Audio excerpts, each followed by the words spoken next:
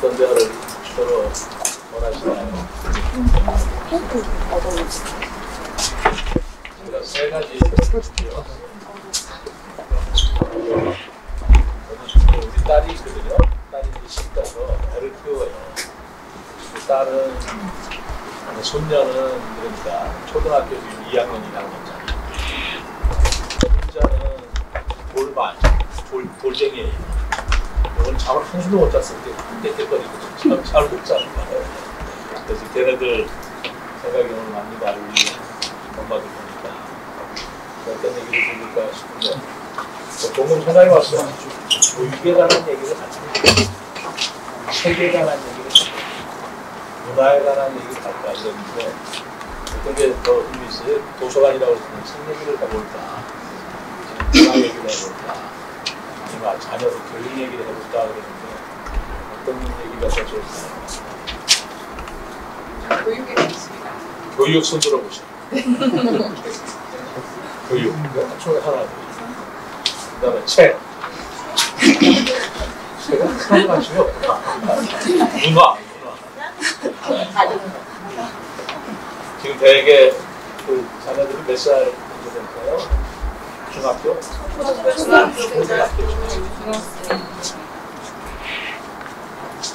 교육 얘기를 하면 사실은 저는 교육에 관해서 누가 가도 얘기하시는 게 그렇잖아요. 어느 부분을 자기 자식들 제대로 두고 훌륭하게 그것을 바라지 않는 사람이 없겠어요. 그리고 그만큼 노력하지 않는 사람이 없겠습니까? 근데 제 마음대로 정말요. 사실 정말 자기 마음대로 부모 마음대로 되는 거 아니냐. 그러니까 애들이 뭐 잘 컸다, 공부 잘한다. 그렇다고 해서 어떻게 키웠느냐. 그렇게 해서 해결되는 문제는 아니라고 그러시죠. 가만 놔둬도 공부 잘하는 거 있고 아무리 시켜도 죽어도 안 하는 거 있고 어떻게 하겠어요. 자기 자신이. 그런 문제가 모든 부모가 갖는 생각을 하는데요. 근데 저는 교육을 어떻게 시키든 간에 우리 어른으로서 부모로서 한 가지 좀 방향은 좀 자기가 가지고 있어야 한다고 생각해요. 제가 한번 예를 들어볼까요?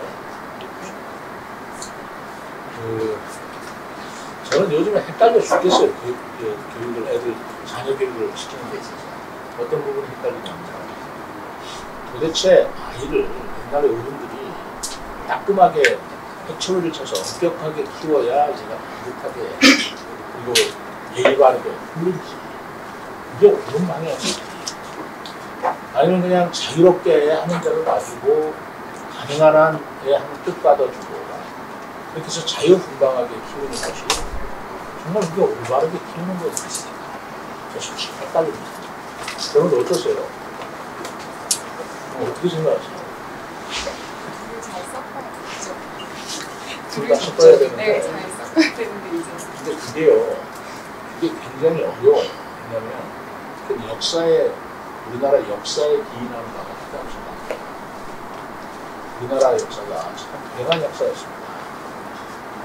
저는 이런 얘기를 해요. 우리가 한국 사람이에요.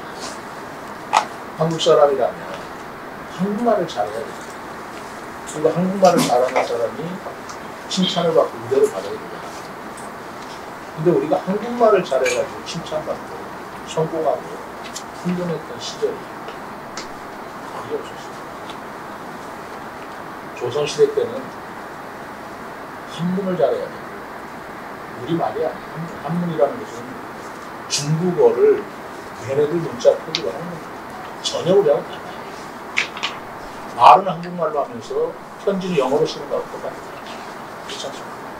그 한문을 잘해야 출세를 했고요. 우리말 잘하고 한글 잘 쓴다고 출세를 했습니다. 그게 고려시대, 조선시대 천년 역사를 했어요. 우리 글 잘 쓴다고 해결된 문제가 아니에요. 그리고 일제시대 때는 어떻게 했나요? 일본말 잘해야지 한국말 잘한다고 해서 출세할 수가 없습니다. 그 일제시대가 끝나고 해방이 됩니다. 그 뒤에는 어떤가? 영어 잘해야지 한국말 잘한다고 출세합니다. 지금은 아닙니다. 지금은 아닙니다. 지금도 영어하죠. 언제 말을 제대로 하느냐 이런 거 우리가 따지고 지금도 우리는 우리말을 잘하고 우리글을 잘해서 성공하고 출세하는 그런 시대나 나라에 살고 있지 못하다라는 그런 생각이 가지고 있는 사람. 그런데 옛날보다는 낫죠. 훨씬 낫죠.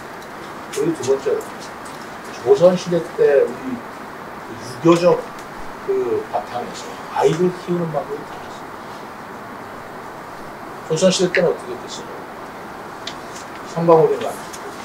옳은 말씀을 걱정해 남존이 남자가 위, 여자는 아래 그렇게 배우지 않습니까?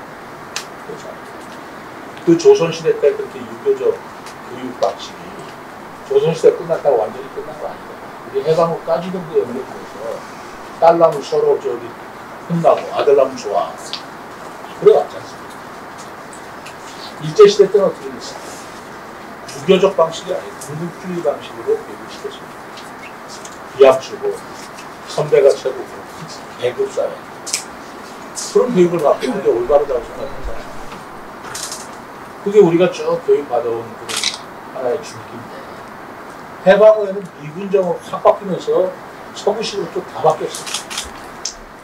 그러니까 이제는 어떻게 가르치냐면 삼강오륜 다 필요 없고요. 옛날에 유교시험은 남존여비 다 아니고 지금은 말하자면 유럽식으로 평등하다, 자유롭다 뭐 이렇게 하다 보니까 자라온 세대마다 교육에 대한 가치관이 달라요. 그러니까 할아버지, 아버지, 아들이 전부 다 교육에 대한 관념이 달라요. 그러니까 자식을 어린 손자를 키워도 할아버지가 생각하기에는 못마땅하게 키우는 거예요. 왜 애를 딱 버르장머리 못 잡고 저렇게 놔두느냐. 할아버지가 이러는 거다. 아들은 자기 자식을 할아버지가 손자를 혼내는 거 속상해. 이게 가치에 따라서 세대에 따라서 너무 이 교육에 대한 가치관이 이게 괴리가 많아요. 그러다 보니까 참 헷갈립니다. 그러니까 어떤 게 옳은지는 모르겠어요. 옛날 어른들 말씀이 틀린 말이 없다. 근데 지금 세상은 다 틀린 거 같아요. 애들 교육이 어떻게 그러니까 우리 젊은 엄마들이 아이들을 가르칠 때 어떻게 가르쳐야 하느냐면 중심이 없다고 합니다. 자유분방하게 키워야 되지. 딱 버르장머리를 잡아야 되지. 그래도 그런 얘기 하지 않습니까? 기차 안에서 저기 아이들 막 뛰고 뭐 소랑 피우고 다니는데 그 승객들이 다 싫어하잖아요. 그러니까 승객들이 아이들 뛰어다니는 부모한테 애들 좀 그 머리 좀 피우라고 말이지. 애들 좀 단속하라고 그러면 당신이 왜 남의 뛰는데 왜 남의 기준이냐고 덤벼든다고 그러면 그걸 또 못했다거든요. 그 엄마의 그렇게 생각하는 그 기준은 뭘까? 내 자식이 그냥 막 소랑 끼고 뛰어다니는데 이쁜 거예요. 남이 뭐라 그러면 그게 애 기죽여준다고 싫어하는 거예요.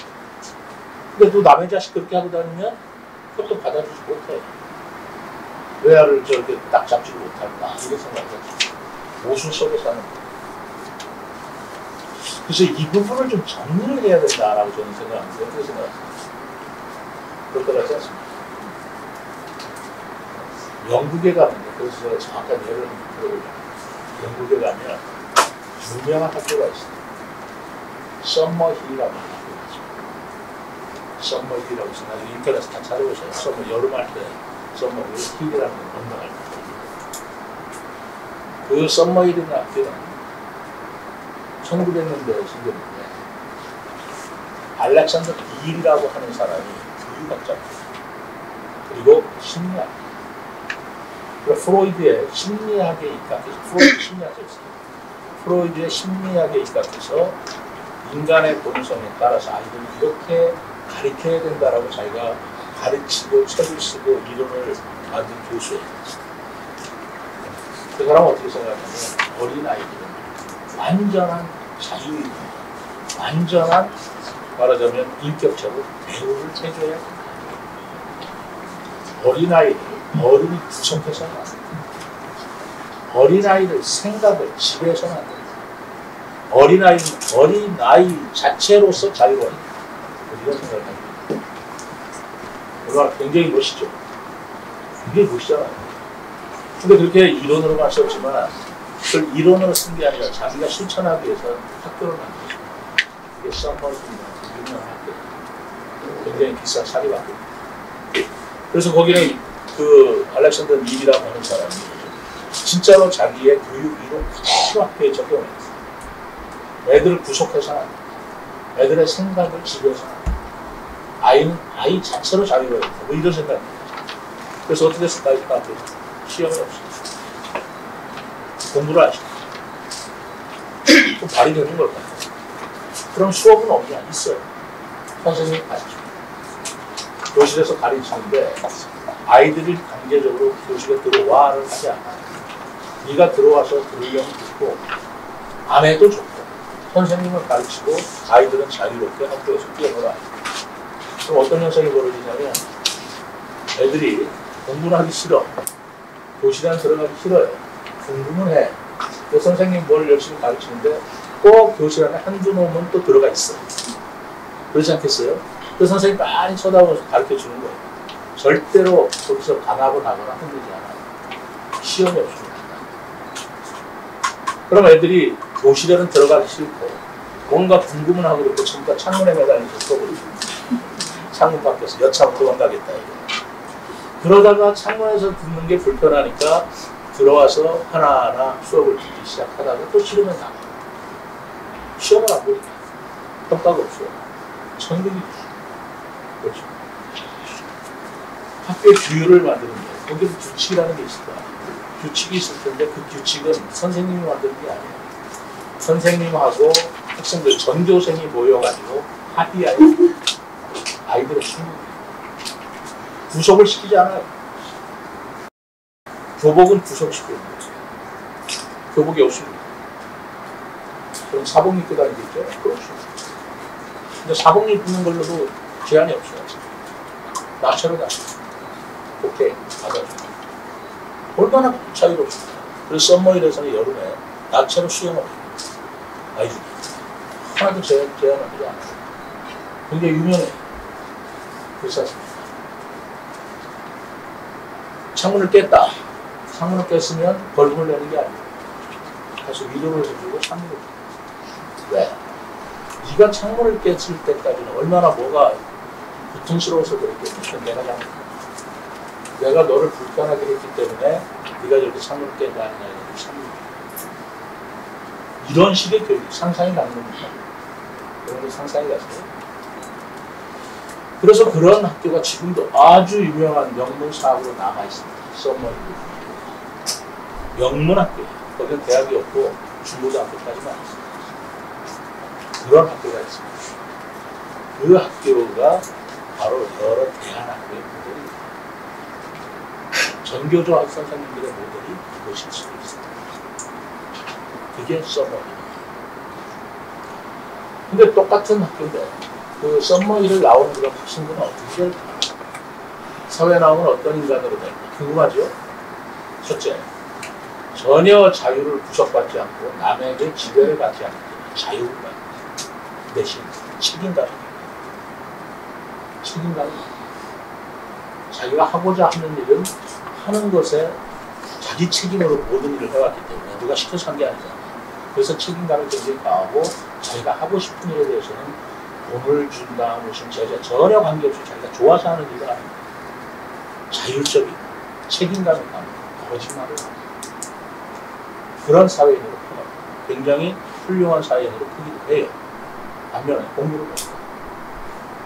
대학의 진행률, 근데 또 그것만도 아니에요. 또 어떤 애들은 또 무지하게 열심히 해서 좋은 대학에 가는 애들도 있지만 성적을 시험을 앞두고 공부를 억지로 시키지 않으니까 학력 수준이 낮게 많이 나요. 그래서 영국 교육청에서 한때는 학력 수준을 미달한다, 학력 평가에 미달한다고 학교를 폐교시키려고까지 했지만 학부형들이 전부 다 반대를 해서 지금도 그 썸머이라는 학교가 존치되고 있습니다. 그래서 썸머이 출신이다 그러면 좀 별나다고 그럴까? 굉장히 자유분방해요. 자유분방하고 자기가 하고 싶은 일만 하고 사회성이 좀 떨어져요. 그렇지 않겠습니까? 그러니까 어느 직장이나 조직에 가서 어울려서 지내는 것에 불편해요. 그럼 어떻게 될까요? 너는 사회에 나와서 그러면 공부도 안 하고 어떻게 성공할래? 라고 걱정을 합니다.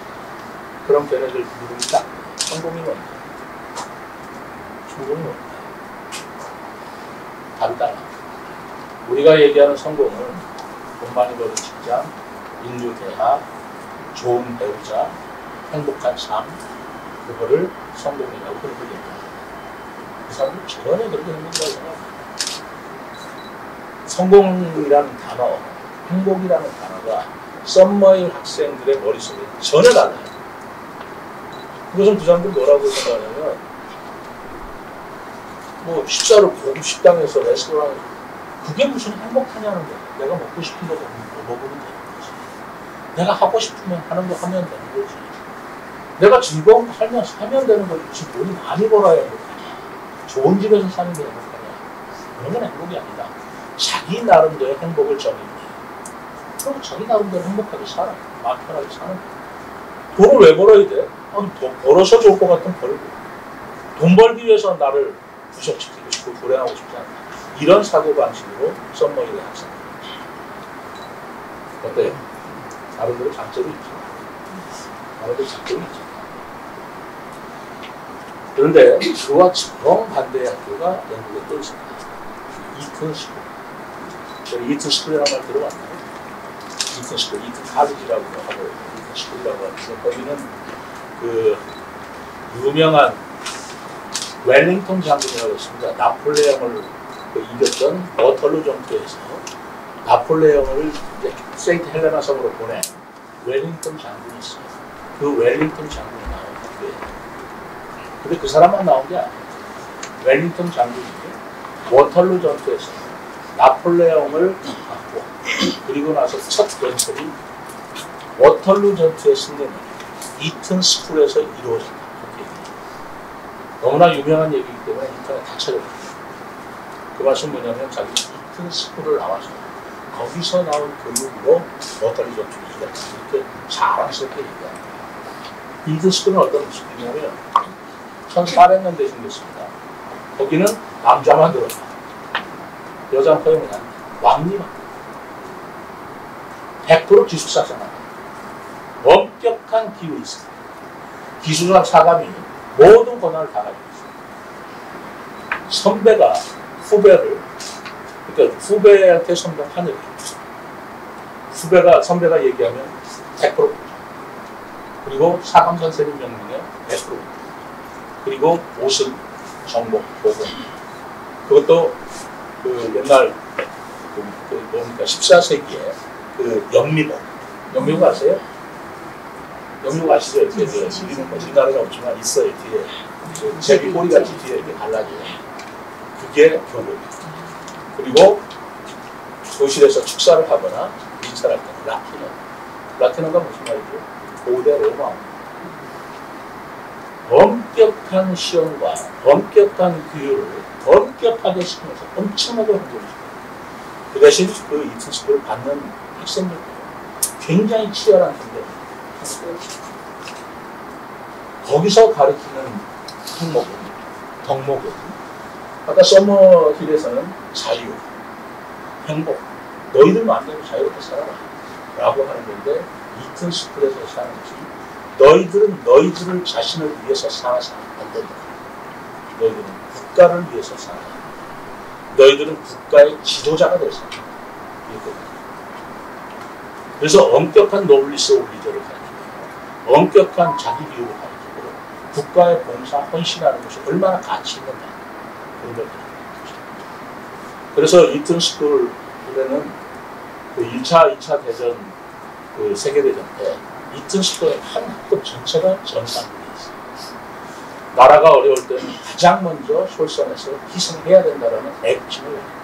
그리고 또 뭘까요? 정직해야 합니다. 품격이 있어요.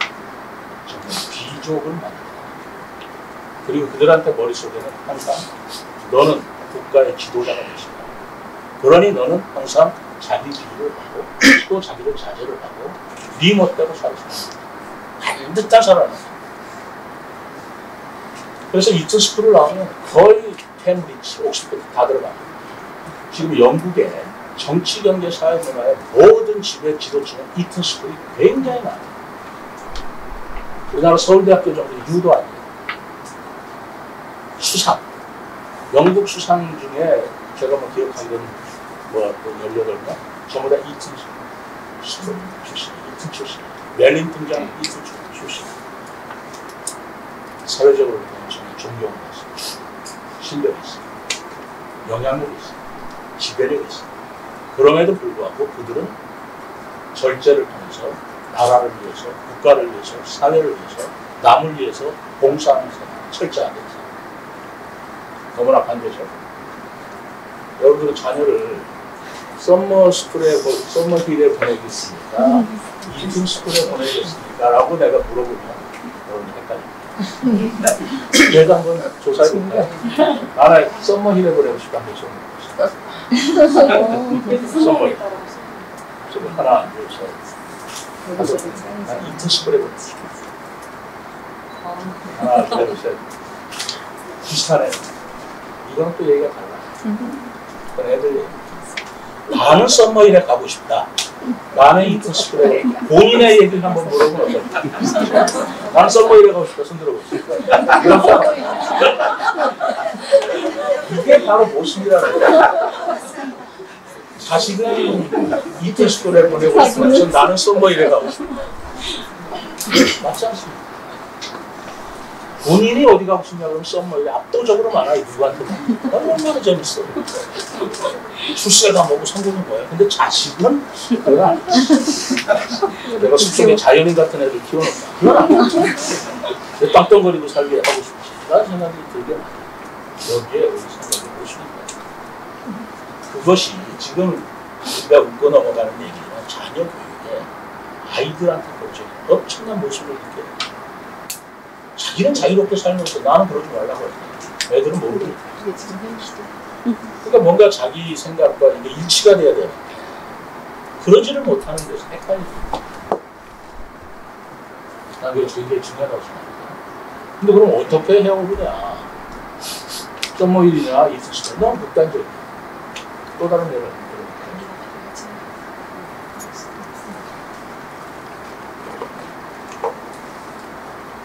하버드 대학이라고 했습니다. 옛날에 하버드 대학의 공부벌레들이라는 책이 있었어요. 옛날에 혹시 그 책 읽어보신 분 하버드 대학의 공부벌레들이라는 책은 하버드 대학의 로스쿨 다니는 학생들이 얘기했어요. 로스쿨이 3년? 뭐 이렇게밖에 안 돼요. 그런데 거기 중간고사를 엄청나게 공부를 시켜서 합격을 해야 나중에 변호사가 됩니다. 미국 법하고 우리나라 법하고 근본적으로 차이가 있는데 혹시 아시는지 모르겠으나 많이 아시라고 생각합니다. 성문법이라는 거하고 등문법이라는 차이가 있어요. 뭐 혹시 대학에서 다 배우셨겠습니까? 우리나라는 성문법이에요. 그래서 법정에 전부 다 깨알같이 써있어요. 헌법 1조 1조 3조죠. 그래서 성문법주의의 나라는 재판을 할 때 그 법전을 놓고 하는 겁니다. 네 죄가 이 몇 조에 저촉에 있기 때문에 너는 얼마 이렇게 하는 거예요. 근데 불문법 국가에서는 법전이 없어요. 그게 웬일일까요? 법전 없이 그럼 어떻게 재판합니까? 거기 법전이 없어요. 헌법 몇 조 뭐 이런 게 없어요. 뭐가 있습니까? 오랜 전부터 축적된 판례가 있어요. 그러니까 커먼 로라고. 그러니까 커먼 로라고 하는 것은 오래전부터 축적된 판례 때문에 그 나라 남의 지배를 받아오고 그런 게 별로 없었던 나라입니다. 정통이 이어지면서 어떤 가치관이 일관되게 흘러내려와요. 그래서 옛날에 뭘 이렇게 하면 이렇게 됐다, 잘못됐다 하는 커먼 로, 소위 그 판례가 축적이 되면서 저절로 그게 하나의 법책이 있는 거예요. 그래서 성문은 없지만 불문법이라고 해요. 성문은 아니지만 법은 있는 거예요. 그러니까 그 사람들은 법률 공부를 할 때 어떤 공부를 하느냐. 우리는 법전 놓고 해석하는 걸 공부하는 게 우리 법 공부하는 거예요. 그러니까 판례를. 근데 그 판례를 수십 년, 수백 년 판례를 다 외워야 되면서 이런 판례에 보면 이렇게 처벌했고 이렇게 처벌했고 하니까 거기에 따라서 하나의 룰이 생기는 거예요. 그 룰을 적용해서 재판을 합니다. 그러니까 변호사들이 무지무지하게 많이 해요. 미국은 어떤 주의일까요? 불법주의. 판례를. 그래서 여러분들께서 텔레비 보면 미국 법정에서 이렇게 변호사하고 이렇게 싸우다 보면 뭐 케이스라는 얘기가 많이 나와요. 몇 년도 무슨 케이스 해가지고 그 케이스가 판례가 안 되죠. 냈죠 이게 아니에요. 케이스라는 얘기입니다. 그러니까 공부를 엄청나게 해야 되는데 그 케이스를 알아서 하나의 논문을 쓰고 리포트를 써야 되는데 그 중간고사 하나를 합격하기 위해서 하버드 대학생들이 공부하는 것을 그린 책이 하버드 대학의 공부를 일지를 꼭 봤어요. 입학시험이 아니에요. 하버드 대학 입학시험 졸업시험이 아니에요. 중간고사 하나 보는 거예요. 일지를 꼭 봤어요. 왜? 너무나 우수한 사람들이 치열하게 하는 거예요. 그러니까 교수들이 학생들을 얼마나 엄격하게 또 관리를 해줘야 될 거 아니에요. 엄격하게 한다. 그게 얼마나 치열했는지 거기서 일주일 동안 반응성을 일주일 동안 밤을 세워줄까요? 근데 밤에 안 세워 밤에 잠을 안 자야 되기 때문에 말하자면 빵과 식사를 하면 좋을까? 굶어요. 애들이 중간고사 보자 굶어요. 굶으면 또 심리에 빠지잖아요. 그래서 콜라만 일주일 동안 먹으면서 식사도 거르고 잠도 안 자고 그 공부를 해서 그 중간고사에 합격하면 그렇게 좋아하고 거기서 떨어진 학생이 좌절해서 자살합니다. 영화를 봤죠. 그렇게 해서 하버드 대학의 변호사들이 배출됩니다. 그들이 세계를 지배합니다. 어떤 시련과 어떤 고통과 인내가 없이 뭘 이루어질 수 있는 게 뭐가 있겠습니까? 근데 우리가 생각할 하버드 대학이나 이런 학생들은 천재고 머리가 좋으니까 그렇게 어마어마한 자기 노력이 있었다는 사실에 저는 하버드 대학의 공부를 책에 놀랐습니다. 거짓말을 쓰면 아닙니다. 세 가지 이유입니다. 하나는 완전 자유입니다. 써머리를. 그 다음에 엄격한 애국자, 엄격한 신사, 엄격한 지도자 만드는 인턴십으로. 또 하나는 무엇을 이루기 위해서 어마어마한 노력을 하고 인내를 감내하는 하버드 대학의 또 세 번째 이유입니다. 이런 걸 해야 됩니다. 어떤 걸 우리 아이들한테 가르치고 제가 굉장히 생각을 많이 했습니다. 굉장히 생각을 많이 했어요. 정말 어떻게 아이들을 가르쳐야 하는 것인가, 어떻게 해야 교육이 올바른 것인가 생각하다가 그 결론은 나름대로 결론을 제가 맺어봤는데 말씀해도 좋을까요? 네. 제 결론이니까 그게 옳다라고 생각하실 필요는 없어요. 아, 전용 시장은 뭐 그렇게 생각했나 보다. 그렇게 한번 여겨주시고 제 생각을 들어보시고 저는 인생에 우리가 뭐 70년을 살든 80년을 살든 인생에 가져가야 할 겪어야 할 시기들이 있다고 생각합니다. 저는 썸머힐 같은 일생을 초등학교 때부터 평생을 보냈다고 합니다. 나는 그건 완전히 백장이 같은 사람이 되는 거 아니야. 그 사람들이 남을 위해서 뭘 봉사를 하고 기여를 하고 뭘 할 게 뭐가 있겠어. 자기 혼자 자유하게 살는구나. 저는 그게 올바른 삶이라고 생각이 안 듭니다. 그렇다고 해서 국가의 지도자가 된다, 리더가 된다고 해서 그렇게 엄격하게 감옥 같은 거 입고 평생을 산다는 것도 참 그 책임감에 어깨가 징글려 죽을 것 같아요. 그리고 출세를 위해서 또는 자기 목표를 성취하기 위해서 하버드 대학에 공부를 해가는 그런 인생은 또 평생 살 수는 없는 거 아닙니까? 또 어떻게 살겠어요? 그런데 저는 그 세 시기가 인생에서 반드시 필요하다고 할 것입니다. 제 결론이 이겁니다. 제 생각입니다. 어린아이 있잖아요. 적어도 초등학생. 태어나서 초등학교 시절, 13살인데 사춘기에 넘어가기 전까지. 그때 철이 없어요. 그때는 서머힐 같은 교육을 시켜야 좋지 않겠나라는 뭐냐면, 갓나라히 생각해보세요. 이 세상에 태어나니까 얼마나 신기합니까? 보는 것마다 신기하니까 다 만져보고, 맛보고, 그냥 이래보는 거야. 이게 그걸 혼낸다고 해결되는 문제가 아니야. 그걸 혼낸다고 해결되는 문제가 아니야. 우리가 3살적 버릇, 뭐 8까지 간다고 해서 3살짜리 따끔하게 혼낸다고 해서 뭐 그것도 일리가 있는지도 모르겠지만 아이들한테 세상에 태어났다는 아니 그리고 호기심을 어른들이 채워주면서 정말 자유롭게 그 세상에 태어난 그것을 체험하게 하고 경험하게 하고 즐기게 하는 그 시기가 썸머일 같은 기간도 있어야 된다는 생각입니다. 저는 대충 우리 어렸을 때부터 초등학교 다닐 때까지 그렇게 하는 게 좋지 않겠나.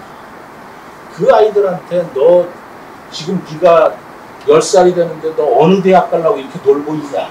참 심한 얘기 아니야. 너 뭐 하려고 이렇게 노냐. 왜 공부 안 하냐. 학원 보내야 된다. 뭐 뺑뺑 돌려가지고 태권도를 해야 된다. 아니라고 생각합니다. 그때는 썸머일이 굉장히 아이들한테 정말 인생의 이 꽃피는 호기심이 얼마나 만만한 일이었어요. 그러나 중학교에 들어가면 청소년이 되고 사춘기가 되면 그런데 저는 어떻게 생각해요?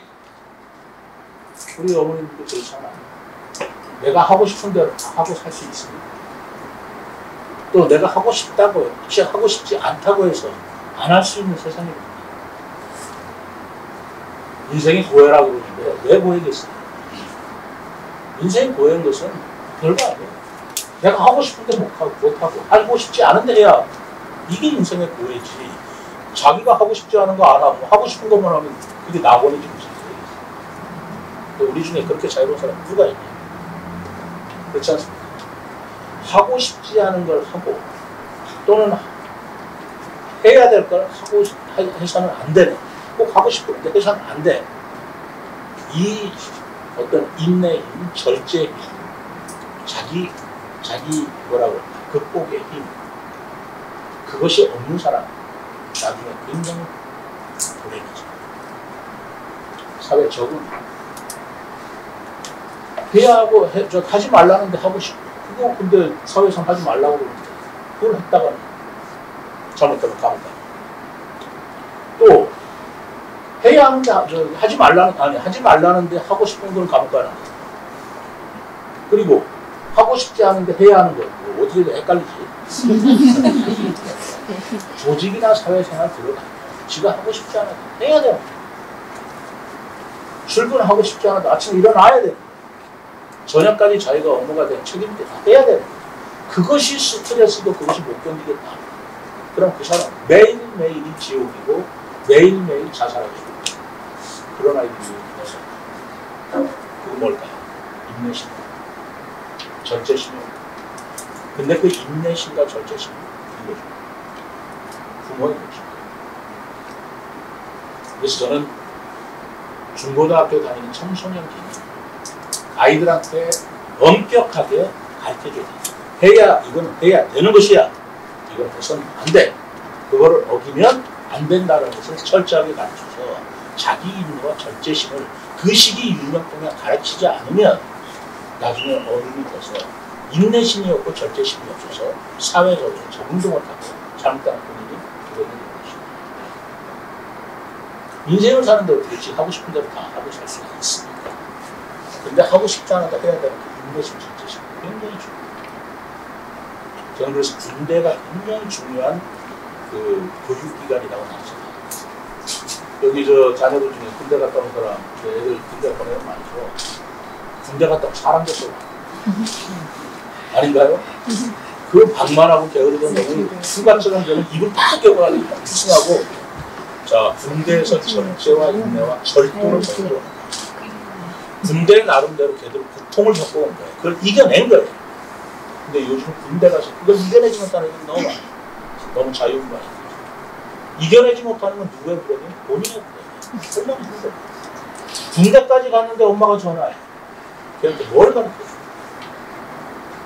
엄마가 전화해서 너 밥 먹었냐? 누가 괴롭힌 사람 없냐? 맨날 그럼 군대 가서 걔를 편하게 보내고 내 새끼 귀하니까 귀하게 보내고 싶은 심정은 알지만 걔를 막히는 거 아니겠습니까? 눈 딱 감고 너 그거 이겨내야 돼. 라고 야수와 같이 자기 마음을 꺾어내는 엄마의 마음을 나눠줍니다. 인생에는 그런 기간이 반드시 있습니다.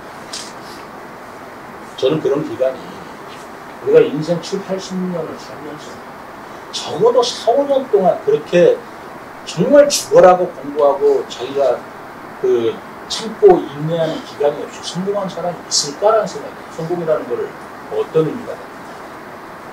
그렇지 않아요. 여러분들이 원하시는 자녀들이 뭐 좋은 뭐 스타일이야 가려고 하는데 어떻게 걔네들이 고3, 고1, 2, 4 3년 동안 얼마나 기가 막힌 인내의 기간을 보낸 거예요. 그 기간 없이 애들이 훌륭한 학교를 가겠냐. 근데 스카이대학 갔다고 해서 그거를 명문대학 갔을 것은 그게 아니에요.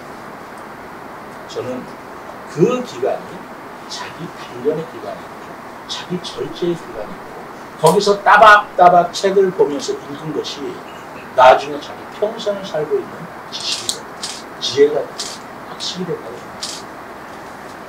그 기간을 말하자면 생략하거나 그 기간을 흘려버리면 그 다음부터는 내가 멍청이가 돼서 피곤합니다. 그러다가 대학에 들어가면 20살이 됩니다. 성인이 바로 한 번은 그렇게 자유분방하게 인생을 즐겨본 때도 있다가 또는 혹독하게 자기 인내를 겪은 사람만이 자율이라는 게 생깁니다. 스스로 기울하지 않아요. 그래서 그 자율성을 가지고 이 사회를 성인이 돼서 살아가면서 아까 하버드 대학 공부하는데 그거를 자율적으로 자기가 해내는 거지 누가 시킨다고 할 수 있는 거예요. 그래서 자율심이 키워지고 자립심이 키워졌을 때 그게 딱 올바른 성인으로 사회생활을 하면서 성공을 하든 아니든 제대로 살아나가는 인간이 될 것이다.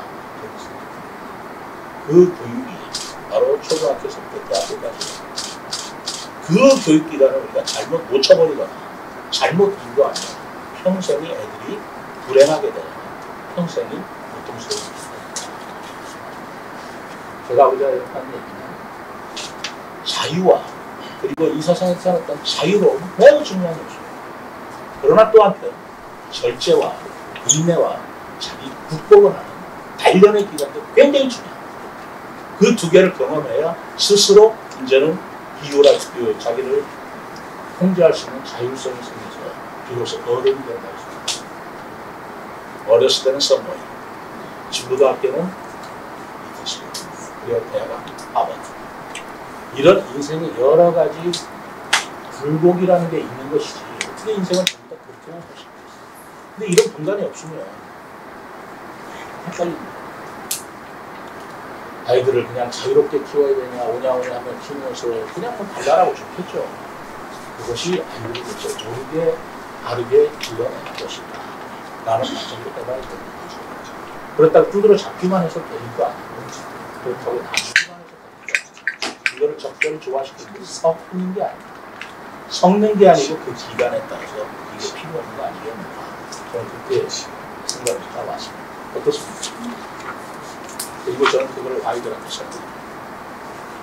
정말 그렇습니다. 저는 아이 둘을 보는데 제법 잘 됐어요. 딸 하나, 아들 하나 뒀거든요. 애들이 공부도 잘했고 다 전문대학 나오고 있어요. 그런데 걔들이 공부를 하고 싶어 하지 않거나 나불거나 하면 이 얘기를 계속 하고 있어요. 네가 자유롭게 사는 건 자유롭게 살지만 인내와 절제가 없는 기간이 그런 기간이 없으면 너는 나중에 더 고통스러워. 더 불행해져. 참아야 돼. 이겨내야 돼. 그리고 지금 안 돼. 안 돼. 머리 깎고. 머리 기르고 싶지. 그것도 항상 놔두고 그냥 지면 안 돼. 깎고. 지금 해서는 안 될 것은 해서는 안 된다는 걸 마음에 마음속에 새길 수 있어야 되고 하지 않으면 안 될 일, 하지 않으면 안 된다는 것도 가르쳐야 돼. 네가 하기 싫으면 관둬. 만들어서. 이건 방관한 일이 없어. 그런 무책임한 일이 없어. 분명히 가르쳐줘야 된다. 그래야 애들이 나중에 할 걸 하고 안 할 걸 안 하고 나름대로 판단도 생기고 힘도 생긴다. 난 그게 우리의 교육의 어떻게 보면 복잡한 과정이 아닌가 이렇게 생각합니다. 제 생각입니다. 그렇습니까? 앞으로 지시든가 강제를 하시든가 어떻습니까? 일리가 있어 보입니까? 네. 일리가 있어 보입니다. 저는 세상을 살면서 제가 대학에서 아이들 대학 교수를 해봤어요. 한 10년 했습니다. 여러 대학생들을 봤어요. 그 중간고사나 이렇게 해가지고 애들 평가를 많이 해봐. 너무 평점이 성실하네, 우수하네. 제가 이런 적이 있습니다. 그 모대학에서 나오는 애들인데 기말고사 마지막 시간 시험 평가를 다 했어요. 그러니까 애들이 학교 수업을 나올 이유가 하나도 없어. 그렇죠? 그래서 하나 아직 평가를 안 하고 리포트로 꼭 받았는데 기말고사 리포트 받고 오늘은 수업인데 그때 수업 1시간이 다른 일 때문에 못 됐기 때문에 학교에서 보충 수업을 꼭 해야 된다는 거예요. 그러니까 기말고사 다 보고 보충 수업을 1시간 하는 걸 몇 가지 그러지 않겠어요? 그래서 애들한테 그대로 얘기했어요. 이렇게 됐다.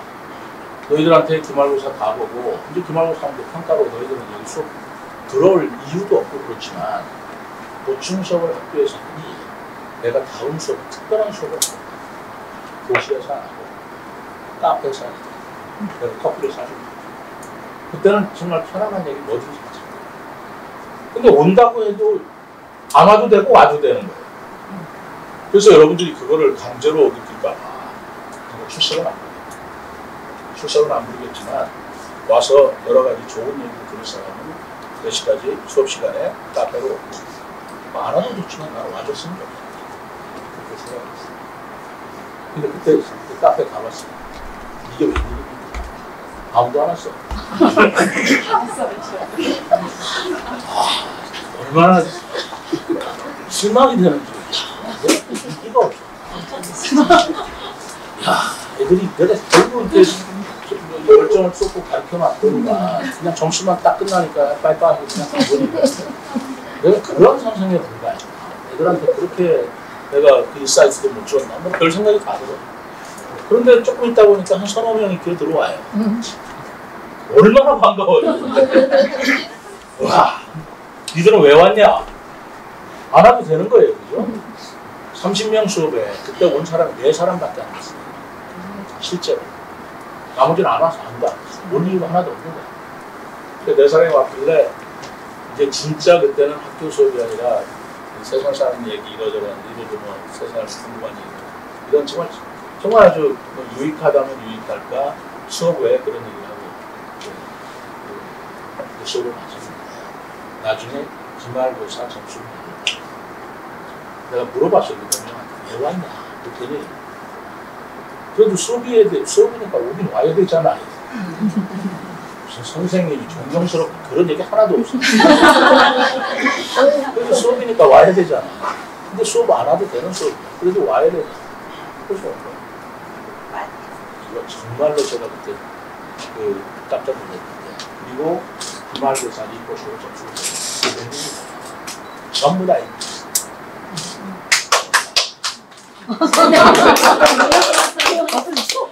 박수 한번 쳐보세요. 성실한 사람이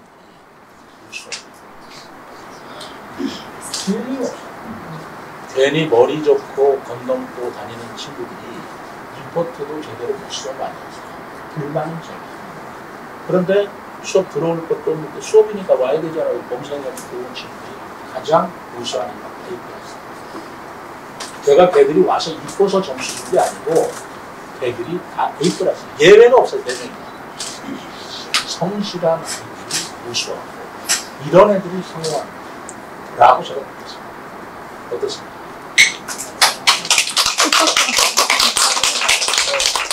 그래서 제가 그 성실하고 이렇게 자기한테 진정성 있고 진지하게 사는 사람이 결국은 나중에도 높은 평가를 받고 높은 평가를 받으니까 성공하고 또 얼마나 이쁘겠어.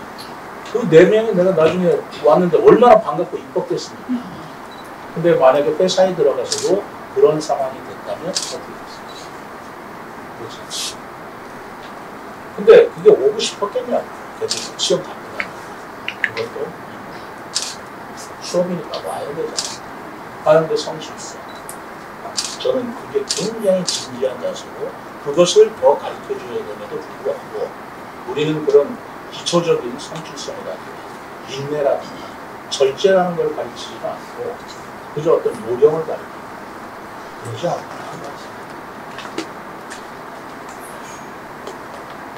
한 가지 더 얘기해 볼까요?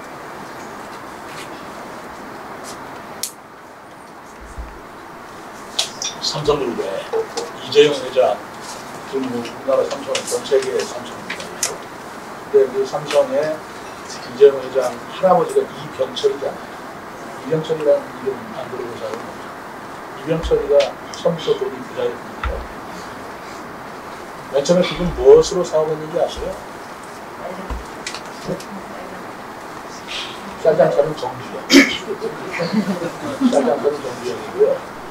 그 삼성의 이병철 씨는 설탕가 제1대다. 근데 그 당시에 설탕, 그때가 60년대. 그때는 사카린을 수입해가지고 그걸로 당원을 만들었어요. 여기 연세 드신 분 아니면 당원이라는 말 기억 못하는 거야. 당원 아세요? 엄청 달아. 정말 그러지. 그게 사카린. 그거를 풀어가지고 설탕을 만든 거예요. 그게 제1제당으로 커서 지금 시대가 된 거예요. 그런데 그때 1960년대 초에 우리나라 태풍이 거기서 공장이 부산에 있었습니다. 공장이 부산에 있었는데 사카린을 수입해가지고 엄청나게 수입해가지고 이 마당에다 이렇게 쌓아놨어요. 이제 벌판한테 주고 태풍 사라오라는 게 터졌어요. 우리나라 태풍 역사상 가장 큰 아마 태풍이었을 거예요. 역사에 나와. 부산을 완전히 휩쓸고 갔어요. 비가 엄청나게 왔어요. 그러니까 그 공장 앞에 그 야적한 사카린이 어떻게 됐겠습니까? 그 물에 얼마나 높게 가시요. 비는 오지. 대책은 없지. 뭐 무슨 대책이 있지. 그래서 새벽에 가보니까 아무도 사람이 없어요. 직원들이 아무도 나올 일도 없고, 나온 일도 뭐 하겠어요. 아무도 안 나왔어요. 그런데 어느 한 구석에 그 사카린이 녹지 않고 좀 무더기가 있었을 거예요. 거기에 어떤 사람이 거적이 있는데 그 위에 엎어져서 보통을 다 뽑고, 그리고 자기 이 러닝처스니 이런 것들을 전부 다 그 거적대 위에 옆에다 놓고 엎드려서 울고 있는 사람이 있는 거예요. 아니 참 이상하잖아. 비가 오는데 왜 우통을 벗으며 자기 러닝처스니 속상태를 옆에다 다 거적 위에다 놓고 울고 있냐 말이에요. 엎어져서. 그래서 당신은 누구냐? 그랬더니 그 사람이 자기는 여기 수입니다. 근데 왜 이렇게 하고 있느냐? 그랬더니 비가 오잖아요. 비가 오는데 이거 녹아내려가는데 아무리 거적으로 덮어도 안 돼서 자기가 옷을 벗어서 덮어도 어쩔 수도 없고, 그래서 너무 그냥 퍽퍽해서 자기가 샤스니 뭐니 다 거기다 덮어놓고 울고 있다 그러는 거예요. 이병철 씨가 어떻게 이렇게 세워서 그래 나로 그 사람만큼만 이병철이. 제가 이제 들은 얘기가 뭐 정확하게 얘기하라고 제가 뭐 틀릴 수도 있습니다. 저도 들은 얘기인데 이병철 씨가 그 사람 하나만큼만은 자기가 데리고 다니는 거예요. 그 사람 누구지 아세요? 정석한 피해자. 수의 출신. 그렇지만 이 친구만큼만은 자기가 최고의 말하자면 대우를 해주면서 평생을 같이 살면서 나중에 제1대학에 커서 동서식품에 커피가 나오고 삼성이 문어발에 안 건드리는 거 없어요.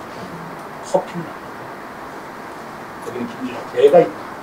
거기는 거기죠. 그러니까 그렇습니다. 사람을 감동시키는 게 성실성입니다. 뛰어난 두뇌가 아니에요. 그게 사람을 감동시키는 건데 우리 사회의 교육에서 이런 성실성이라든가 정직성이라든가 정직, 그 다음에 인내라든가 절제라는 것을 얼마나 가르치고 아이들을 교육이 그저 너희들도 인간이야, 너희들도 인권이야, 자유 이것만 너무 강조하다 보면 어떤 인간이 될까? 나는 그런 것들이 어떤 때 많이 들어가요. 인간은 자유도 중요하지만 절제도 중요해요. 칭찬도 중요하지만 훈련도 중요해요. 근데 왜 훈련이나 단련은 마치 그것은 구시되거나 잘못된 교육이라고 생각하고 그저 자유자이고 그리고 인권이고 그리고 그냥 칭찬만 해주는 것으로 그 사람이 끝나고 생각하는지 나는 잘 모르겠어요. 어떻게 생각하면 그게 옳은 것 같기도 하고 칭찬은 고래도 춤춘다 하는데 그것도 옳은 것 같기도 하고 또 한편으로 생각은 아닌 것 같기도 한데 저는 여기에서 공부를 좀 했습니다. 저는 일본에서도 유학을 했고요. 미국에서도 유학을 했고 영국에서도 유학을 했어요. 그런데 미국, 일본, 영국의 선진국이나 그 상류층에 가면 엄격하게 절제가 있고 예절이 바르고 그들 간의 법도가 정확하다는 거예요. 우리가 함부로 이렇게 버르장머리 없이 아이들 키우는 사람을 봤습니다. 귀족일수록 또 상류층일수록 자기 자신 굉장히 엄격합니다. 우리는 뭔 어떤 기준에 의해서 어떤 교육관에 의해서 그냥 이래도 좋고 저래도 좋고 중심도 없고 그래서 이런 부분들을 우리 자식을 키우는 부모님들께서 진지하게 좀 생각해 볼 일이 아닌가 라는 저는 생각을 자식 교육에 있어서 공부 잘하고 못하고 문제가 아니에요. 근본이 거기서 되면 성실성을 가르쳐주면 공부도 잘할 수 있어요. 인내심을 길러주면 공부도 잘할 수 있어요. 사회에 성공할 수 있어요. 그런 것들이 우리가 조화되면서 자신을 가르치고 있구나, 키우고 있구나. 그걸 한번 생각해 볼 일이라고 저는 생각합니다. 어떻습니까? 교육이라는 게 한 측면에서 오늘은 이런 얘기를 해가지고 이게 정리가 아니에요. 저는 굉장히 그 아이들한테 들려줄 얘기라든가 이거는 뭐 소식에 어떤 교과서가 있는 게 아니니까 우리가 많이 얘기해야 될 거라고 생각합니다. 나는 그 5년 시간 그 쪽이 있잖아요. 그걸 보면 기가 막혀요. 상상도 못하는 가정들이 있더라고요. 아이들이 그거가 있더라고요. 근데 거기서 공통점을 발견해요. 공통점을 발견해요. 제 나름대로. 왜 아이들이 그렇게 되고 있는가. 근데 거기 보면 서로 몰라요. 자식도 모르고 부모도 모르고 그러면서 나중에 깨달아지는 건데 거기서 제가 공통점을 하나 발견하는 게 있어요. 사랑이 너무 심해요. 자식한테 사랑이 너무 심해요. 근데 부모들은 한없이 자식을 사랑하고 사랑을 주는 만큼 더 잘 되리라고 생각하는데 그게 아니다라는 걸 보고 있습니다. 한없이 사랑해. 그래서 애가 힘들어. 내가 너무 힘들어. 저는 우리 사회에 그게 사랑이 아니라고 생각해요. 우리 너무 사랑이라는 말을 안 받아요. 뭐 애들도 사랑해, 뭐 어른도 사랑해, 할아버지한테도 사랑해. 그건 아니라고 생각해요. 진짜 우리 사회에 지금 우리가 필요한 건 강조해야 하는 존중이라고 생각해요. 아이들도 존중해주고 싶어요.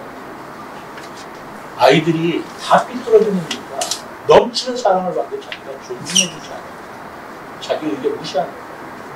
자기를 부모들이 자기 마음을 헤아려주지 않아요. 제가 보는 프로에서는 대부분이 그런 겁니다. 우리 사회 존중해주시고 부모도 속상하는 게 사랑을 못 받아서 존중을 부부간에 이혼을 하는데요. 제가 미국에 있을 때입니다. 느닷없이 참 행복하게 살고 아무 문제 없는 제 선배가 있었는데 이혼해버렸어요. 왜? 이해가 안 가는 거예요. 이해가 안 가요. 그래서 물어봤습니다. 아니 왜 그 형수는 훌륭해. 아주 뭐 많이 배웠고 교양 있고 뭐 흠잡을 데가 없어. 아니 왜 형수님하고 이혼했어? 그 남편이 뭐라고 그러는데 몰라 나도. 왜 그런지 몰라. 싫대. 이혼하지. 남편 몰라. 남자는 몰라요. 남자가 생겼나 봐. 그렇지 않고서 왜 갑자기 나한테 이혼하자고 남자가 완전히 당했다는 얘기. 근데 여자가 갈라쓰고 살자 도저히 못 살겠다 그러니까 할 수 없이 이혼해줬는데 자기도 영문을 그 형사도 저도 많이 선배님은 전혀 영문을 모르고 왜 이혼하시자고 했어요? 그 남편이 사랑을 안 해주셨나요? 이렇게 물어봅니다. 사랑이 없어졌나요? 그 남자 착한 남자야. 나 사랑해. 그런데 내 말을 들어주지 않아. 무슨 말을 안 들어주는데 나하고 대화가 안 돼. 대화가 안 돼요. 우리는 대화가 없어. 그래서 이런 게 있었구나. 내가 이제 그 선배한테 쫓아가는 아니 선배님 형수님하고 대화가 없었다는 무슨 얘기를 안 하고 산다면서. 무슨 소리야? 오늘 아침에도 대화 안 했는데. 어디 가냐고 그래서 어디 간다고 그러고 몇 시에 오냐고 그래서 다 얘기했는데 무슨 대화가 없다고 그래. 그렇게 얘기를 했대. 그러면서 남자는 이해가 안 돼. 대화가 없다라는 것도 이해가 안 돼. 대화를 했는데 무슨 대화가 없다고. 나 오늘도 뭐라고 했는데 뭐라고 해서 또 듣고 왔는데 그냥 다시 갔어. 얘기를 했어요. 아니 오늘도 대화 많이 했다면서. 또 얘기를 할 거야. 그 여자가 하는 얘기를 했어요. 얘기는 많이 했지. 근데 내 얘기를 들어주지 않아. 자기 얘기만 하지. 남편은 자기 얘기만 하지 내 얘기를 들어주지 않아. 내 얘기를 경청해 주는 걸 한 번도 못 봤어. 나 이제 그런 남자하고 살고 싶어. 나 존중하고 싶어.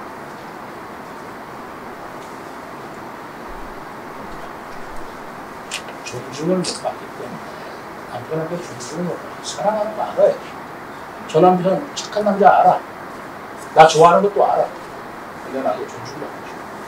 내 얘기에 귀를 기울여주는 그런 남편하고 살고 싶어. 돈 많이 안 벌어도 좋아. 뭐 나 여행 안 가도 저 같이 해외 안 가줘도 좋아. 근데 내 말에 귀를 기울여줬으면 좋겠어. 이렇게 여러분 공감 안 갔어요? 공감 안 가? 건강 가는 여성들이 굉장히 많았습니다. 요즘은 없어졌지만 건강 가는 게 굉장히 많아요. 맞습니다. 남자들 기회만 없어요. 그리고 이게 경청을 안 해요. 들어도 기등이 풀리고 알았어 알았다니까 하고 가는 거야. 내가 다 했어. 존중은 뭐 애기들도 마찬가지. 어린아이들도 어린 것이 표현을 못하면 내 말 안 들어줘. 그리고 엄마는 이놈아 엄마가 시키는 대로 너 위해서 하지 내가 속상 죽겠다 나 커서 어떻게 되려고 이래. 사랑은 하지만 존중.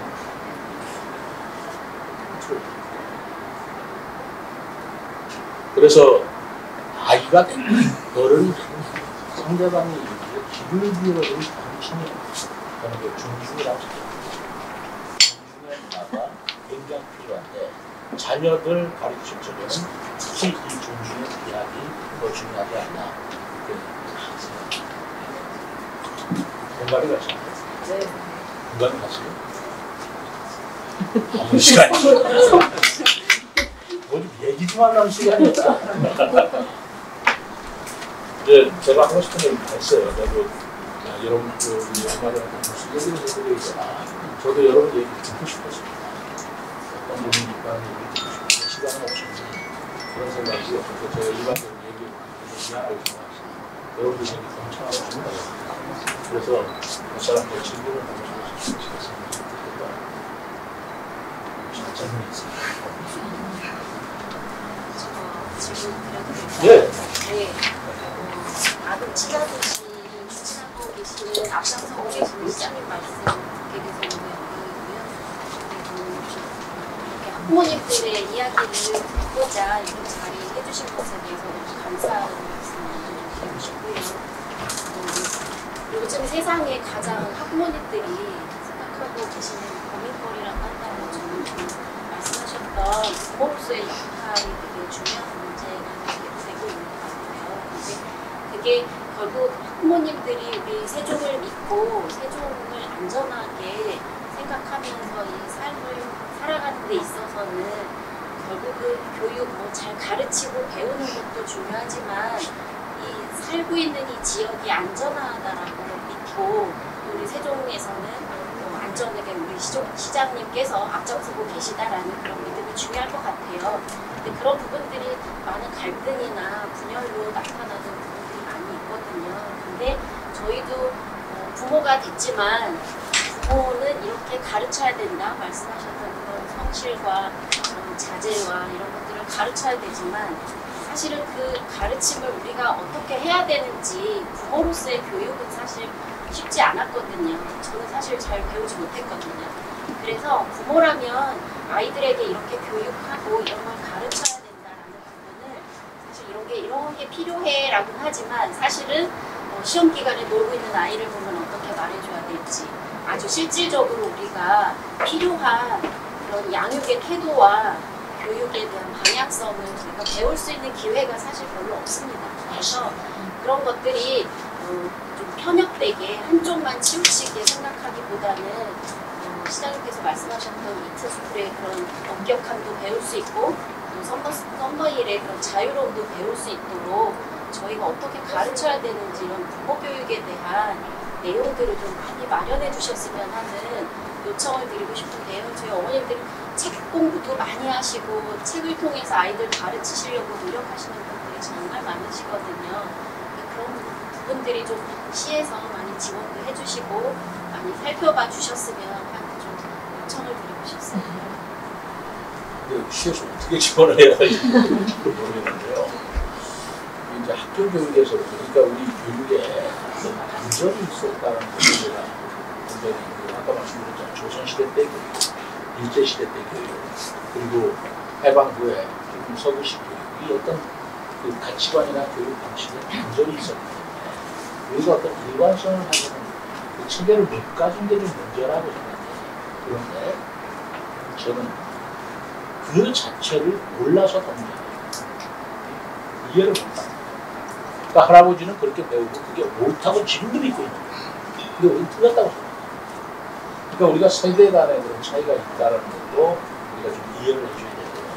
그리고 요즘 아이들 그러는데 요즘 아이들하고 요즘 부모들이 어떻게 가르치는가를 옛날에 시부모한테도 그렇죠. 시부모가 됐든 심지어 부모한테 배우는데 요즘 전부 다 각자 인터넷 보고 애들 육아를 전부 다 인터넷 보고 더 자세하게 한다니까 그게 옳다고는 하지만 저는 그것이 어떤지는 모르겠어요. 저는 실제로 우리 부모님들도 아이를 가르치는데 좀 배워야 한다고 생각해요. 어떻게 아이들을 가르쳐야 될지를 모르는 부모가 아이들을 가르치고 있어요. 거기서 망치는 경우가 굉장히 많아요. 그런데 우리는 그런 교육보다는 늘 공부, 뭐 출세, 뭐 이런 것들을 너무 가르치다 보니 우리 어떤 그 동시대의 교육에 대한 공통된 가치관을 형성하는데 우리가 너무나 부족하고 있습니다. 시장으로 제가 얘기하는 게 또 제가 뭐 강사로 나올 수는 없지만 선생마다 또 얘기가 달라요. 교육에 관한 얘기를 자녀 교육에 관한 얘기를 이 선생 얘기 다르고 저 선생 얘기 다르고 그러니까 헷갈릴 수도 있겠다 그런 생각이 들어요. 저는 거기서 정말 성숙한 어머니들의 태도가 중요해요. 이 말씀도 없고 저 말씀도 없겠지만 그러나 곰곰 생각해가면서 깊게 생각하는 그런 어떤 자기 나름대로의 그 판단력이 굉장히 중요하고 그 판단이 어디서 보일까 많이 책을 읽는 것이 중요하죠. 책을 많이 읽어야 되는 진심이에요. 남의 얘기 들으면 이 사람 말 듣고 이 사람 말 오고 저 사람 말 듣고 저 사람 말이 오나 까먹거든요. 근데 자기가 스스로 지혜를 터득할 수 있는 공부와 역사 굉장히 중요합니다.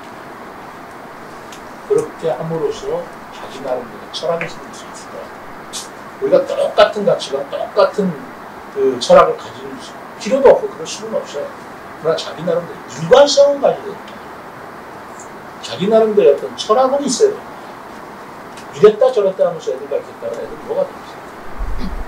그래서 그런 독서 모임이라든가 어떤 육아를 떠나서 아이들을 교육하는 문제에 대한 그런 그 스타디 그룹이라든가 그리고 책 같은 거 이런 것들을 많이 토론해보고 하는 것들이 중요하기도 하겠다라고 생각하는데 그거를 뭐 몇 시간 만에 단기간 만에 이끌어내는 것은 아니고 이 교육을 세대에 걸쳐서 이루어진다고 생각합니다.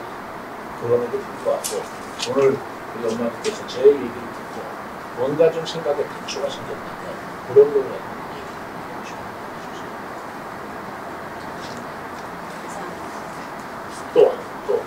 예. 시장님의 인생책은 예? 내 인생책, 인생의 책 한 권을 고르라고 하면 어떤 책이 제일 추천? 그런 거 없어요. 내가 한 책으로 제 인생을 결정했고 그 책에 공감을 받았다. 옛날에는 뭐 자기가 가장 그런 건 없는 것 같아요. 저는 옛날에 책을 굉장히 많이 읽었어요, 사실. 저는요, 독서 광이었다고 해도 좋아요. 이렇게 두꺼운 거 책 한 권 잡으면 밥도 안 읽고 그건 그 자리에서 다 읽고 끝났어요. 그 책을 많이 읽었어요. 그런데 책을 읽을 때마다 거기에 느낌이 다르지. 그런데 책을 너무 읽는 것도 쇼펜하우어라는 사람 있잖아요. 그 사람 독서를 하지 말라고 해요. 네. 독서는 남의 생각을 읽는 건데 맨날 남의 얘기만 듣다가 보면 내 생각이 없구나. 내 머릿속에 남의 생각만 있지 내 생각이 없구나. 그래서 쇼펜하우어가 얘기하는 것은 독서를 하되 반드시 독서를 듣는 생각을 하는 거예요. 사색을 하는 거예요. 저는 그건 굉장히 중요하다고 생각합니다. 그래서 자기 나름대로 생각을 해보는 거예요. 책을 읽고 그 책에 대한 것만 쓱 받아들일 게 아니라, 그러니까 남의 얘기만 받아들일 게 아니라 그 얘기를 듣고 내 생각을 해보고 하면서 자기 철학을 만들어 나가는 거죠. 그게 지성인 모습이에요. 그렇지. 책 많이 읽은 사람은 지식은 엄청나게 많아. 자기 생각이 없어. 그러니까 뭘 인용하기는 갖다 붙이기 말아요. 누구를 갖고 누구를. 그러나 그게 똑똑한 사람은 아니에요. 거기에 나름대로 자기 사색을 많이 해야 된다. 그러는데 그 쇼펜하우어라는 사람은 사색론이라는 책인데 그게 좀 있어요. 자꾸만 사색을 해야 된다. 자기 생각을 가져와야 된다는 그런 말을 바꿔 쓰는 시간이 있겠습니까? 그래서 말해서 어렵죠. 그래도 어쨌든 인간의 지나 사색할 시간이 없는 건 아니에요. 저는 언제 할까요? 저보다 더 바쁜 사람들 많지 않을 텐데 저는 새벽이 아니에요. 새벽에 그렇게 생각하면 떠오르는 생각이 있습니다. 그것도 사실입니다. 어쨌든 저는 우리 엄마들이 좀 현명하고 지혜롭고 지성 있는 얘기를 가지고 누구 말에 이렇게 해놓고서 왔다 갔다 하지 않았습니다. 그러려면 책도 많이 읽어야 되고 그리고 사실도 많이 해야 된다. 오늘 너무 짧았습니다. 사실 제가 책 얘기를 만약에 책 얘기 시작했다고 하면 책 갖고 이렇게 얘기했을 거예요. 그렇죠? 독서에 관한 얘기로 해보려고 했는데 오늘은 할 수 없네요. 저희 하나만 들어볼까요? 저희 방금 책 얘기 말씀하셨는데 동아리 독서 동아리 모임을 적극적으로 지원을 해주셨으면 좋겠습니다. 지금 저희 이제 독서 동아리에서 나오긴 했는데 지원이 너무 미비해요. 어떤 지원을 책이 5권인데 저희 회원이 10명이에요. 그래서 5권 왔을 때 분배하기도 난감하고 같은 미션을 받아서 그 책을 쟁취하기도 하고 하는데 조금 여유 있게 지원을 하고 뭐 세종시도 독서 동아리를 조금 더 확대해서 그 일정에 어떤 책을 봤는데 뭐 국문학이나 이런 선진국가가 그렇게 된 배경이 동아리 소모임이 많아서 그게 확대가 되어서 그렇게 되었다고 제가 이제 봤는데 우리 세종시가 처음으로 한번 그렇게 좀 확대해서 이렇게 나왔으면 좋을 것 같고 또 저희가 지금 2016년에 시작한 걸 8년 정도 됐어요. 그 아이들이 초등학교 때 이제 저희 엄마들 모임하는 걸 봤기 때문에 그 아이들이 또 나와서 자기네들끼리 독서 동아리를 또 만들어서 그게 계속 이어서 가고 있는데 이 친구들은 그냥 독서 동아리가 당연한 줄 알아요. 그래서 이런 거를 좀 어렸을 때부터 이렇게 지원을 해서 아이들도 책 읽는 걸 스스로 그냥 스며들게끔 그럼 엄마들이 책 읽으면 돼요. 네, 그래서 연인전에 캐시를 해주셨는데 책을 사는 부분은 조금 더 해줘라. 그렇게 제가 검토하라고 지시를 했어요. 그냥 책 읽는 시민인데 책은 문화가 있어요. 책이요. 사실 아니에요. 빌려보는 책하고 사서를 주다. 사서.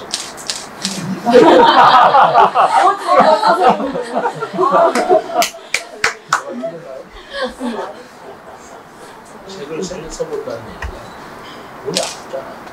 그러니까 책을 정말 신중하게 정말 꼭 읽고 싶은 그런데 책값이 비싸요. 근데 그걸 딱 샀을 때 꼭 읽습니다. 그리고 그 책은 자기의 장소를 나눠요. 근데 빌려보거나 누가 사주거나 안 했습니다. 책을 사셨죠. 네, 부족합니다. 동아리 많이 네. 열어놓은. 네, 아직 많은 분들 시간을 빼앗게 해주려 죄송한데 저도 이제 건의사항을 드리고 싶습니다. 일단 저도 이제 시장님 손녀분하고 나이가 그렇고 초등학교 2학년 아이를 하고요. 세종시가 참 그 아이에게 친한 환경, 아이에게 주어진 환경이 굉장히 안전하고 좋은 곳이라는 생각을 해요. 특히 이제 커뮤니티 센터 같은 경우에는 항상 학교가 적혀져 있어서 이 돌봄과 연계되는 그런 부분들이 다른 타 시도에서는 볼 수 없는 훌륭한 부분이라고 생각을 합니다.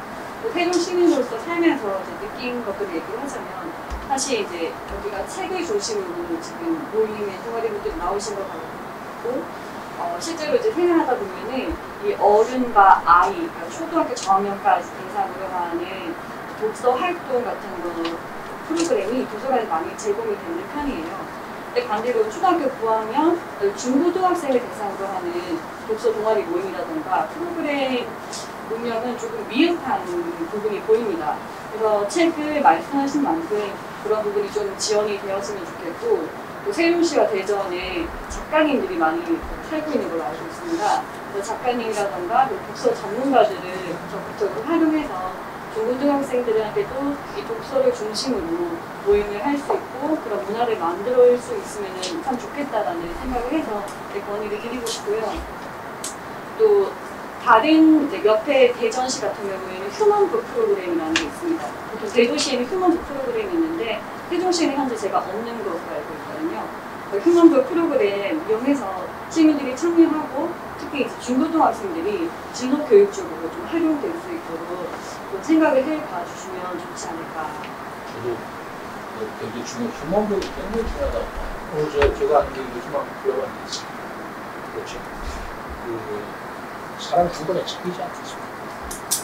어떤 사람도 얘기를 한다면 그게 책 아니겠습니까? 그 책을 읽어서는 아니라 그 인간이 얘기하는 게 그 자체로 독서가 되는 휴먼북 굉장히 좋다고 생각했어요. 그리고 그래서 책이라는 것을 어떻게 생각하는지 잘 모르겠는데 저는 정말 솔직하게 얘기해드릴게요. 지원하고 뭐 이런 부분이 아깝고 예산이 그런 문제가 아니고 독서는 자기가 하는 거예요. 그렇지 않습니까? 그리고 책은 소중하게 여길 수 있어야 돼요. 그래서 옛날부터 책을 사고 합니다. 소중하게 여기고 하는 것에서 그 책에 담긴 그 진수가 내 속에 들어오는 거 아니겠나라는 생각이 그냥 책을 많이 읽다고 해서 그런 것도 아니잖아요. 어떤 책을 읽느냐는 그게 중요하죠. 그렇기 때문에 아까 얘기한 대로 그런 프로그램을 마련하고 있는 게 매우 중요해서 교육청하고 이걸 좀 어떻게 해봐야 될 텐데 시에서 하기에는 좀 이게 좀 그렇대요. 교육청에서 이런 프로그램 많이 우리 교육청에서 많이 있지 않나요? 있으면 좋겠는데 어쨌든 그런 그 프로그램 학생들이 책을 읽게 하고 독서 배틀하는 거 보시죠. 와 놀랍습니다. 아이들 책 읽고 배틀하는 거 보면 깜짝 놀랐어요. 그럼 배틀 대회도 열고요. 난 그랬으면 좋겠어. 저는 정말 교육하고 싶어요. 근데 계속 안 해요. 교육감 좀. 그러나 저도 관심을 가졌어요. 이렇게 해볼게요. 감사합니다. 너무 내면이 뭐예요?